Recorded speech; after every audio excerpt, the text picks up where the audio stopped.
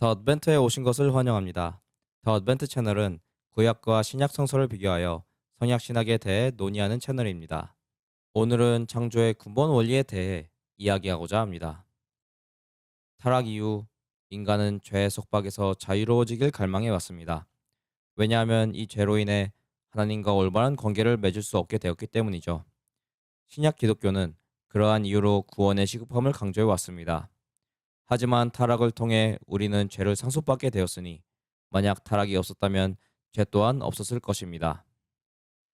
이것이 바로 성경의 이야기입니다. 성경은 잃어버린 하나님의 본연의 세계를 회복하기 위한 역사에 걸친 하나님의 섭리에 대한 기록입니다. 여기서 본연의 세계란 죄라는 역병에 더럽혀지지 않은 세계를 뜻합니다. 타락하기 이전에 하나님께서는 인간에게 생명나무를 보여주셨습니다.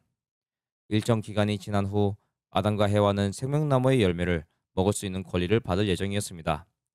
그러나 아담과 해와는 타락하여 에덴 동산에서 쫓겨났고 그 결과 생명나무로 가는 길은 불칼과 그룹에 의해 막혀버렸습니다. 그러나 이것이 이야기의 끝이 아닙니다. 우리는 요한계시록을 통해 생명나무로의 길이 복원되었던 것을 알 수 있습니다. 요한계시록 2장 7절 이기는 그에게는 내가 하나님의 낙원에 있는 생명나무의 열매를 주어 먹게 하리라. 따라서 생명나무의 복원은 성경 속에 기록된 복귀를 위한 섭리를 뜻하는 것입니다. 인간을 본연의 창조 이상으로 이끄시는 것이 하나님의 소망이라면 먼저 하나님의 본연의 이상이 무엇인지 알아야 합니다. 그러기 위해서 우리는 인간이 죄에 속박되기 전에 어떤 상태였는지, 즉 타락 이전의 상태를 봐야 합니다. 여기서 잠시 멈춰봅시다. 본연의 창조 원리를 확인하기 전에 먼저 하나님의 본질을 이해할 필요가 있습니다. 로마서 1장 20절 창세로부터 그의 보이지 아니하는 것들 곧 그의 영원하신 능력과 신성이 그가 만드신 만물에 분명히 보여 알려졌나니 그러므로 그들이 핑계하지 못할지니라. 바울은 하나님이 보이지 않지만 그의 창조물을 통해 그의 보이지 않는 속성, 예를 들어 그의 능력과 신성을 알 수 있다고 주장합니다. 예술가가 자신의 내면적인 성향을 그림이라는 외적 형태로 전달하고 가수의 가사가 그의 내면의 상태를 반영하는 것과 같은 이치입니다. 따라서 어떤 형태의 창조물이 있다면 그것을 통해 창조주의 일부 속성을 추론할 수 있다는 것입니다. 이 원리를 우주에 적용해 봅시다. 하나님이 천지를 창조하셨으므로 우리는 우주를 관찰함으로써 하나님의 일부 속성을 알 수 있습니다. 그렇다면 우주는 어떠한 속성을 가지고 있을까요? 우리는 우주 전체에 걸쳐 다양한 성질을 볼 수 있습니다. 그러나 가장 분명한 성질은 피조세계 전반에 걸쳐 보이는 페어 시스템입니다. 물질의 가장 기본적인 수준에서 양성과 음성 원자는 상대적 관계를 맺음으로써 물질의 분자를 형성합니다.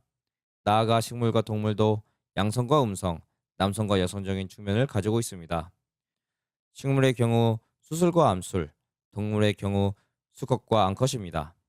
마지막으로 하나님의 창조의 정점인 인간 또한 남성과 여성이라는 성의 개념을 반영하고 있습니다.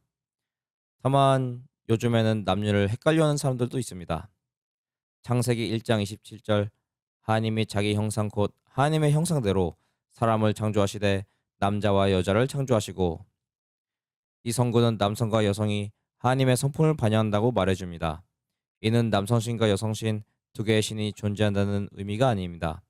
성경은 명확하게 하나님은 한 분이라고 말하고 있습니다.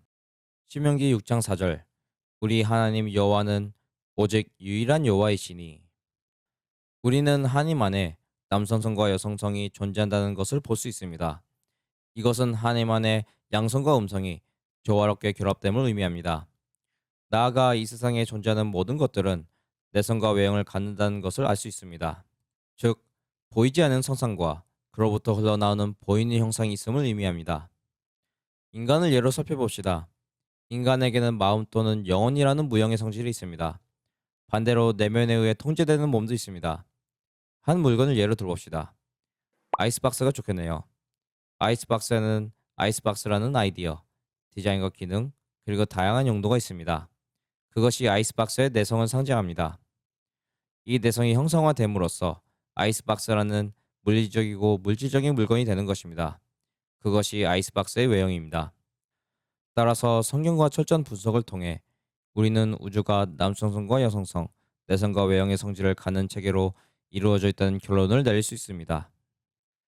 이 원리를 창조주에 적용하면 하나님도 남성성과 여성성, 내성과 외형을 가지고 있다는 결론에 이르게 됩니다. 하나님이 내성을 가지고 있다는 것은 어떤 의미일까요? 하나님은 생각과 행동을 반추할 수 있는 비물질적인 정신적 존재라는 의미입니다.